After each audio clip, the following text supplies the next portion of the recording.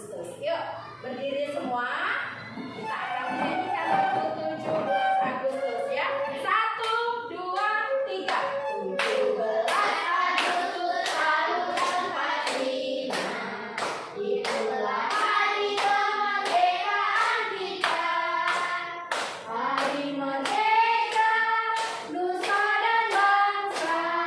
Hari lahirnya bangsa Indonesia. Merdeka, sekali merdeka tetap merdeka. Selama hayat masih dikandung badan, kita tetap sedia mempertahankan Indonesia. Kita tetap sedia membela negara kita. Merdeka, ayo, merdeka. Oke, supaya kita lebih semangat lagi, silakan bergeser ke tengah. Ya, silakan bergeser ke tengah supaya kita bahagia, semangat untuk mengikuti pembelajaran pagi hari ini. Kita akan mengikuti gerakan di depan terlebih dahulu. Disconnected.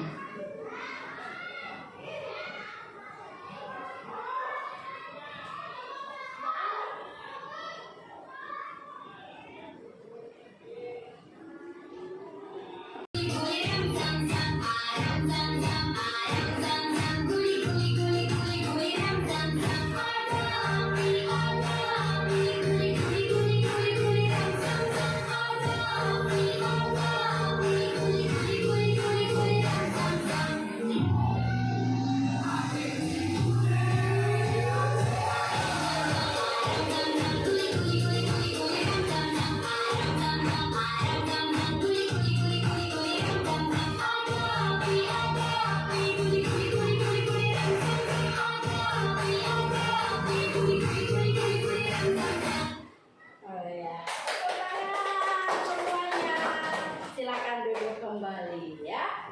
Oke, pagi hari ini kita akan belajar tentang coding dan KI.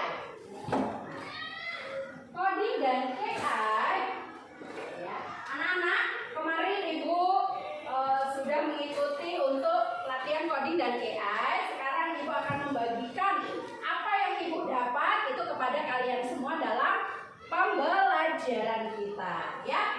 Ibu tidak akan menjelaskan secara detailnya coding itu seperti apa, ya, cara kerjanya, karena itu yang kita tahu adalah garis bawahi. Coding itu adalah sebagai program, ya. Programnya aplikasi yang kalian gunakan setiap hari. Itu yang disebut dengan coding. Sedangkan KI itu adalah sistem komputer yang meniru kecerdasan manusia. Yang kalian pakai ya selama kalian belajar menggunakan Google Chrome, menggunakan TikTok, ya enggak? Menggunakan apa lagi kalau belajar? YouTube, apa lagi? Apa lagi? Apa? Iya, semuanya itu adalah dibuat dengan coding. Jadi KI ini adalah aplikasi yang kita gunakan. Bagaimana menggunakan KI? Senang tidak menggunakannya? Ya, dia bisa menjawab semua pertanyaan kalian, ya kan? Kalian kasih pertanyaan, misalnya, tolong buatkan saya contohnya apa? Tolong buatkan saya contoh pidato. Nah, langsung muncul ya. Yang kalian kasih judulnya apa? Ya, nanti dia akan membantu kalian. Nanti kalian dari situ bisa mereferensikannya. Kemudian nanti kalian akan mencari apapun, misalnya membuat prakarya, ya enggak? Misalnya kalian pakai apa kalau mencari membuat prakarya? Pakai Google, ya. Membuat bunga untuk pemula, contohnya ya. Nanti akan muncul di situ. Ada bunga plastik dan lain sebagainya, ya. Itu adalah KI yang kita gunakan sehari-hari.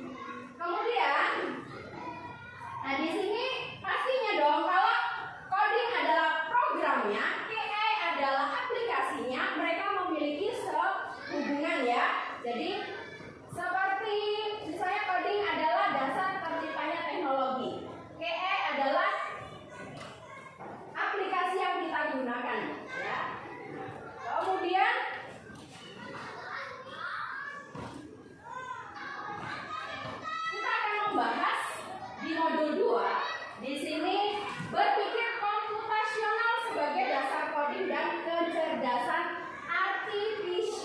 ya.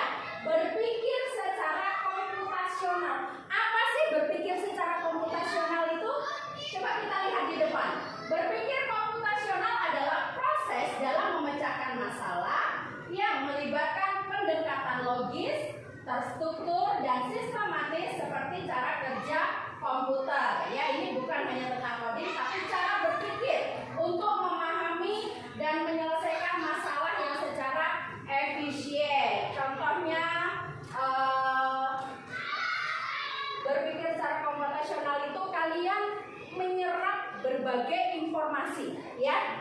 Berbagai informasi. Contohnya apa? Contohnya begini. Saya mau membuat mobil-mobilan, kata si siapa? Kata Dinan, saya mau membuat mobil-mobilan. Ketika Dinan memiliki sesuatu keinginan, pasti akan dipikirkan di otaknya Dinan, ya enggak?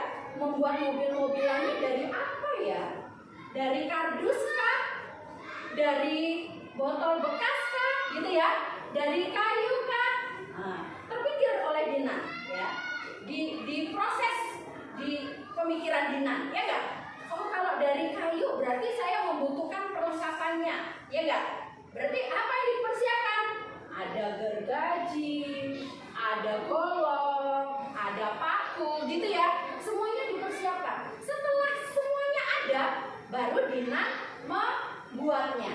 Nah, seperti itulah kalau kita secara kehidupan kita sehari-hari, kalau kita berpikir secara komputasional tadi, ya. Jadi kita memikirkan apa yang mau kita lakukan dan nanti ada hasilnya, ya. Setelah jadi, nah inilah mobil-mobilan Dinan, gitu ya. Contoh kemarin Ibu suruh kalian membuat prakarya. Nah, contohnya ini prakarya. Yang ada di pikiran kalian, apa sih? Saya mau membuat apa, gitu kan ya? Membuat bunga itu dari apa? Nah, karena Ibu suruhnya pakai barang bekas, gitu ya. Tidak boleh beli yang baru, harus pakai barang bekas. Nah, di sini kalian berkreasi. Pakai apa? Pakai apa ini namanya, cangkang kerang, ya enggak? Cangkang kerang. Kalian pikirkan, oh iya cangkang kerang. Kalau cangkang kerang saya rakit begini, oh kan jadi segini. Nah, inilah aplikasi apa? Hasilnya, ya. Jadi kalian memasukkan sebagai inputnya, diproses dan outputnya jadilah bunga. Paham ya? Berpikir komputasional itu ya seperti itu.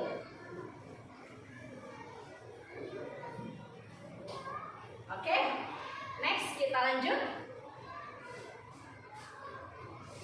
Ya, ada 4 pilar untuk berpikir komputasional. 1, ada decomposition atau dekomposisi atau memecahkan masalah, ya. Memecahkan masalah besar menjadi bagian-bagian kecil yang lebih mudah diatasi, ya. Nah, kemudian yang kedua ada pattern recognition atau pengenalan pola, yang mengidentifikasi kesamaan pola atau tren dari masalah yang berbeda. Kemudian yang ketiga ada abstraction atau abstraksi, ya, memfokuskan hanya pada informasi penting dan mengabaikan hal-hal yang tidak relevan. Yang keempat ada algoritma, yaitu menyusun langkah-langkah logis dan terstruktur untuk menyelesaikan masalah. Nah, kita lihat di sini coba. Satu-satu contoh tadi ada decomposition, ya. Decomposition di sini contohnya kalau tadi pengertiannya adalah memecahkan masalah besar menjadi bagian-bagian kecil yang lebih mudah diatasi. Contohnya apa? Kalau contoh yang di depan ini, kalian misalnya akan membuat pesta ulang tahun. Pesta ulang tahun itu masalah besar tidak? Besar ya, masalah besar. Tapi kalian di sini membuat masalah besar ini menjadi bagian kecil yang mudah diatasi. Caranya bagaimana? Caranya bagaimana? Dengan kalian membuat rencana pesta tersebut, gitu ya. Misalnya, oh saya mau buat pesta ulang tahun. 1, acaranya mau dibuat seperti apa? Gitu ya. Misalnya acaranya sederhana kah? Atau undang teman-teman kah? Di pantai kah? Di mall kah? Gitu ya. Harus ada dulu. Misalnya, oh tempatnya nggak usah ini deh, karena budgetnya juga sedikit, gitu ya. Budgetnya kecil, berarti acaranya di di rumah saja. Tulis, acaranya di rumah saja. Nah, di rumah saja itu mau kalian buat seperti apa?